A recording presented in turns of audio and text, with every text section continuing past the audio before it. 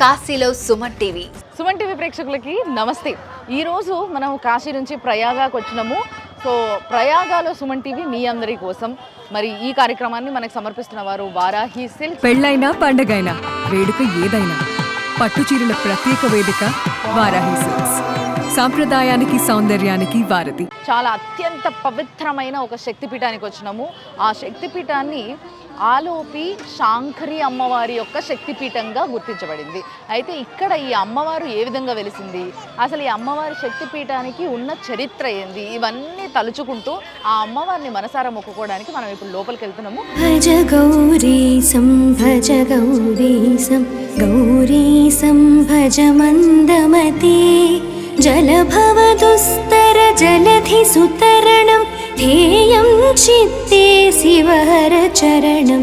So ఈ గుడికి entrance దగ్గరనే మీకు అటువైపు ఇటువైపు రెండు సింహాలు ఉన్నాయి. దీన్ని అలోపి భాగ్ అని కూడా పిలుస్తారు అనమాట. సో ప్రయాగాలో త్రివేణి సంగమంకి దగ్గరలో ఉంది. సురవర వర్షిణి దుర్ధర ధర్షిణి దుర్ముఖమర్షిణి హర్షరతే త్రిభువన పోషిణి శంకర తోషిణి కిల్బిషమోషిణి ఘోషరతే. గుడి లోపలికి ఎంటర్ కాగానే మీకు అన్నీ కూడా పూజ సామాగ్రి కావచ్చు, ప్రసాదం నైవేద్యం పెట్టడానికి నైవేద్యం కానీ పూలు కానీ అన్నీ కూడా లోపలంతా కూడా షాపింగ్ ఉంది. అమ్మవారికి గాజులు, అమ్మవారికి తలపైన పెళ్లి కూతుర్లు ఇట్లా అని గూంగట్ వేసుకుంటారు కదా ఎర్రది, ఆ గూంగటు ఇలాంటివన్నీ కూడా కొనుక్కొని పోయి సమర్పిస్తారు అనమాట.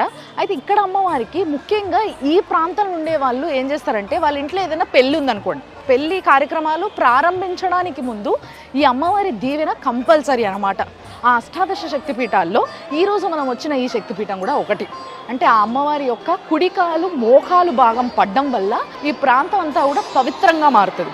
భజ గౌరీసం భజ గౌరీసం గౌరీసం భజ మందమతి జలభవదుస్తర జలధి సుతరణం ధ్యేయం చిత్తే శివహర చరణం అన్యోపాయం నహి నహి సత్యం గేయం శంకర శంకర నిత్యం. ఈ ఏరియాలో అప్పట్లో ఎవరు పెళ్ళిళ్ళు చేసినా కానీ అప్పుడు పెళ్ళి అయిన తర్వాత డోలీలు ఉంటాయి కదా, అంటే ఇప్పుడు ఆడపిల్లల్ని ఇట్లా డోలీలలో మోసుకొని పోయేటోళ్ళు. సో అట్లా ఆ డోలీలలో మోసుకొని పోయేటప్పుడు కొంతమంది దొంగలు వాళ్ళ దగ్గర ఉన్న సొమ్ము, అది ఏదైతే వస్త్రాలు ఇవన్నీ ఉన్నాయో వాటన్నిటిని కూడా దొంగలించడం జరిగేది. అట్లా దొంగలించడానికి దొంగలు వచ్చారనమాట ఒక భక్తురాలి పెళ్ళికి. అప్పుడు ఆ భక్తురాలు వెంటనే ఆ శాంకరి అమ్మవారిని మనసారా తలుచుకొని అమ్మ కాపాడు తల్లి నువ్వే రక్షించాలి అని చెప్పేసి మొక్కిందనమాట. మొక్కంగానే ఇమీడియట్గా ఆ అమ్మవారు ఆ యొక్క పెళ్లి కూతుర్ని రక్షించేటందుకు వెంటనే ఆ పెళ్లి కూతుర్ని అదృశ్యం చేసేసింది అమ్మవారు. సో అట్లా అదృశ్యం చేసి ఆమెని కాపాడినందుకు ఇక్కడ అదృశ్యం అనే పదాన్ని ఆలోపి అంటారు కాబట్టి ఆలోపి శాంకరి అనే పేరు ఆ విధంగా వచ్చింది.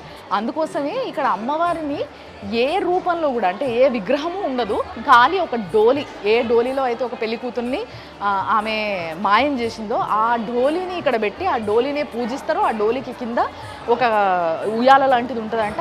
అక్కడ మనం తెచ్చిన అమ్మవారికి కానుకలు ఏవైతే ఉంటాయో అవన్నీ కూడా అందులో సమర్పించి అమ్మవారికి మనస్ఫూర్తిగా మొక్కుకుంటారు అనమాట. ఇప్పుడు మీకు కనిపిస్తుంది కదా మధ్యలో ఆ డోలీ ఏదైతే ఉందో దాన్ని ఇట్లా ఉయ్యాలలాగా పైనుంచి వెళ్ళి ఇట్లా అని కట్టి దానికి అంతా చీర చుట్టి కింద కనిపిస్తుంది కదా, ఇప్పుడు భక్తులు తెచ్చిన కొబ్బరికాయలు కానీ లేకపోతే పువ్వులు కానీ లేకపోతే దీపాలు కానీ అన్నీ కూడా అందులోనే అమ్మవారికి పెట్టి సమర్పిస్తున్నారు.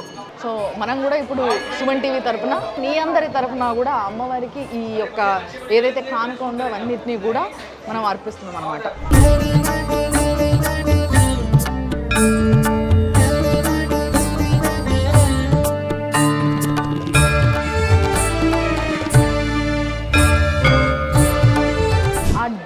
కింద ఒక గుండం లాంటిది ఉందంట. ఆ గుండంలో గంగాదేవత కొలువై ఉంది. దాని కింద శక్తిపీఠం ఉందంట.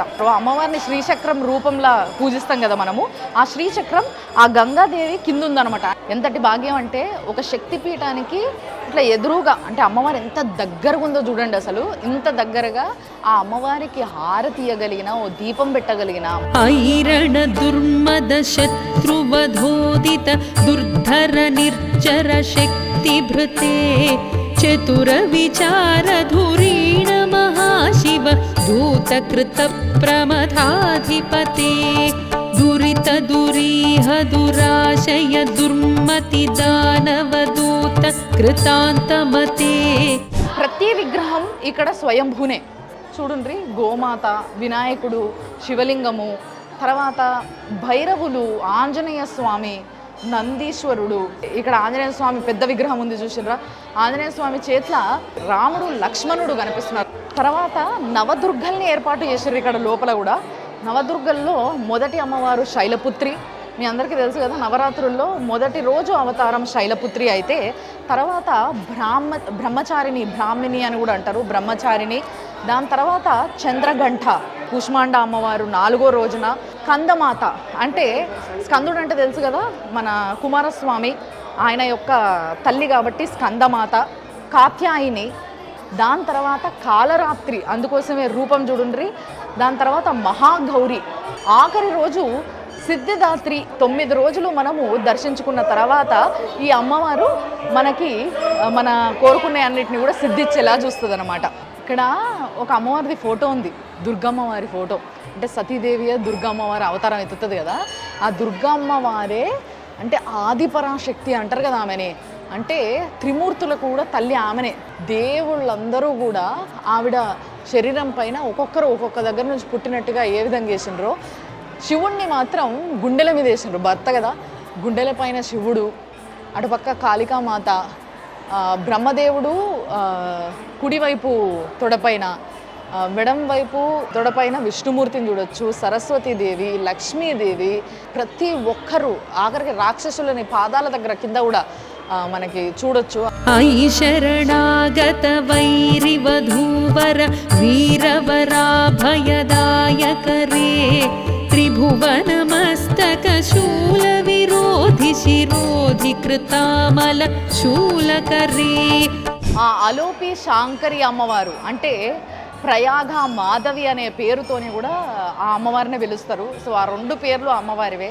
ఆ అమ్మవారి యొక్క చల్లటి చూపు మన పైన ఉండాలని, మీ అందరి పైన ఉండాలి, మా పైన, మన సుమన్ టీవీ ఫ్యామిలీ పైన, అందరిపైన ఉండాలని మనస్ఫూర్తిగా కోరుకుంటూ చూస్తూనే ఉండండి ఈ కార్యక్రమాన్ని. కాశీలో సుమన్ టీవీ మీ అందరి కోసం, స్పాన్సర్డ్ బై వారాహి సిల్క్స్. కాశీలో Suman TV sponsored by Varahi silks.